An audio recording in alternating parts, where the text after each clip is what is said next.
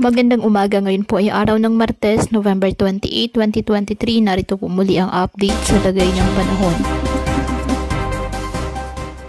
Ayon sa Pag-asa, patuloy pa rin po na nakakaapekto ang northeast monsoon o amihan sa northern Luzon. Habang easterlies naman sa may southern Luzon, Visayas at Mindanao.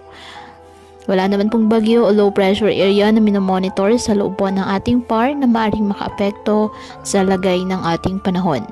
Patuloy pa rin po ngayon na nagpapaulan ang mga localized thunderstorms kasabay po ng northeast monsoon sa iba't pang bahagi ng ating bansa. Samantala, dahil pa rin po sa nasabing amihan, may gale warning na nakataas sa Batanes, Ilocos Norte at northern coast of Cagayan, kasama na po ang Babuyan Islands na kung saan delikado po ang pumalaot lalo na ang ating mga kababayang mangingisda na may maliliit na sasakyang pandagat. Ngayong araw, asahan pa rin po ang maulap na halangitan na may mahihinang pag-ulan sa Cagayan Valley, Apayao, Kalinga, Mountain Province at Ifugao dahil po sa northeast monsoon.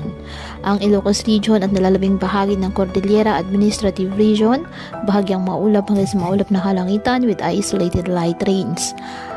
Sa nalalabing bahagi naman po ng ating bansa kasama na ang Metro Manila, bahagyang maulap hanggang sa maulap na halangitan with isolated rain showers or thunderstorms dahil sa easterlies at localized thunderstorms.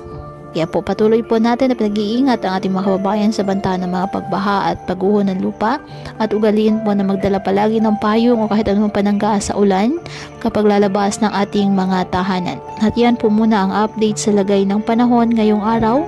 Muli patuloy po tayo na mag-ingat at palaging tandaan, God loves you. Stay safe and God bless.